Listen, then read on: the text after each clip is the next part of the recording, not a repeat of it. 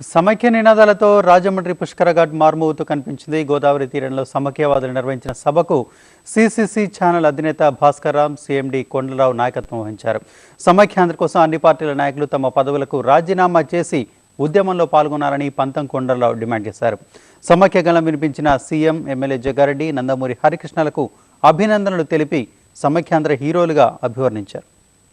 ఎక్కడ పడితే అక్కడ నిరసనలు జరుగుతుంటే ఏటం ఉంటుందో పోతుందో తెలిసి కూడా ప్రసారాల ద్వారా సమైక్యంగా ఉంటేనే రాష్ట్రం అభివృద్ధి చెందుతుంది, లేకపోతే నాశనం అయిపోతుందని చెప్పారు. నిన్ననే చెప్పారు ఆయన, ప్రజల విశ్వాసం కోల్పోతే మనకి సెలవు ప్రకటించినట్లే.